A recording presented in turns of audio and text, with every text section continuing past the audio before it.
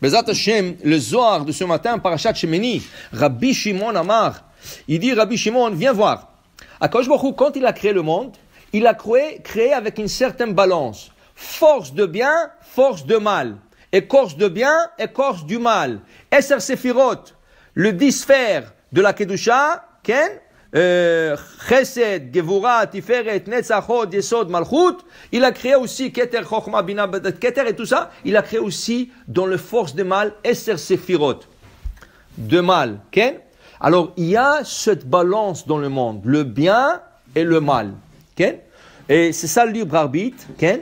Et c'est de là qui vient ou le brachot, ou le mauvais. Maintenant, il dit ici, pourquoi il a créé les forces de mal? Pour l'impureté et pour la sorcellerie.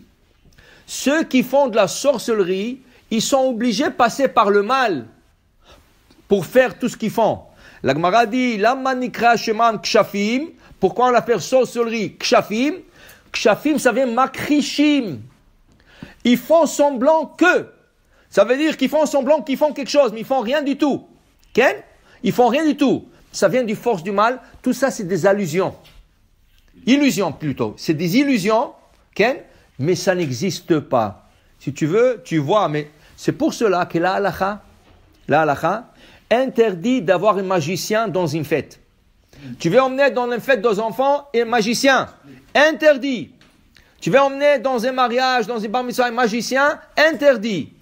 Qu'est-ce qui t'en fait? Interdit. Parce que tu fais croire aux enfants qu'il y a une certaine force, il a une certaine force de faire disparaître des choses, de faire apparaître des choses, de sortir un petit lapin du chapeau, un petit colombe. Tout ça, c'est faux. C'est des illusions. Mais ces illusions, c'est interdit. La seule manière que Ravadia Yosef, il explique qu'on a le droit d'emmener un magicien, si avant ou après, il explique à tout le monde, tout ce que je fais, c'est des illusions, c'est pas vrai. S'il est prêt à faire ça, tu peux emmener le magicien. Sinon, c'est interdit. Dit le Zohar ce matin, le force du mal utilise le Ruach Mesa'ava, le vent ou l'esprit de la Tum'a, de l'impureté. Il dit ici, regarde, la chèvre. Ils te disent, quand tu as le mouton, et tu as la viande du mouton et la viande de la chèvre, ne mange pas la chèvre, mange le mouton. Ne touche pas à la chèvre. Pourquoi? Dit le Zohar, les forces de mal, les écorces de mal, ils s'habillent, ils vont, là où il y a des chèvres, ils vont. Les moutons, ils ne touchent pas. Mais les chèvres, oui. Alors le Zohar, il dit, alors quoi? Tu veux me dire que les forces du mal, ils possèdent la chèvre? Est-ce qu'ils rentrent dans le corps de la chèvre? Quand il y a une chèvre et le corps du mal voit une chèvre, est-ce qu'elle possède la chèvre? Il dit non, Zohar, il dit le Zohar, Rabbi Shimon Chai.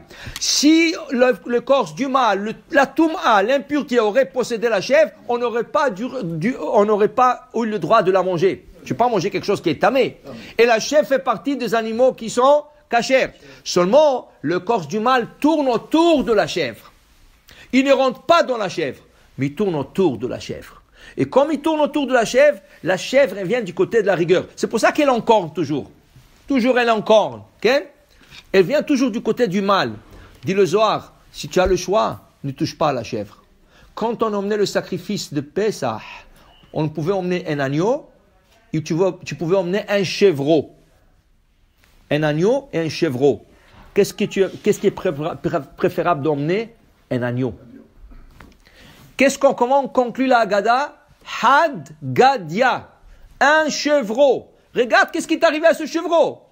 Il a été mangé par le chat, qui a été mordu par le chien, qui a été frappé par le bâton, qui a été brûlé par le feu, qui a été éteint par l'eau. Toute une histoire de Had Gadia. Tout ça à cause d'un chevreau. Had Gadia, un chevreau, des habits nabab et très usés. Vous savez que cette chanson, ce poète-là, il est kabbalistique. Il y a des secrets énormes. Ce Had Gadia représente le peuple d'Israël. Le deux zouzé, le deux pièces, c'est Yaakov Avinu qui a acheté la tunique de Yosef avec 2 pièces. Et ces 2 pièces, Yosef a été mordu par ses frères. Et ensuite, eux, ils ont été vendus. Et il a été mangé par ses frères, Il a été vendu en Égypte. Et le frère a été mordu par le chien. Le chien, c'est le pharaon. Et le pharaon a été frappé par le bâton de Moïse. avec le diplé.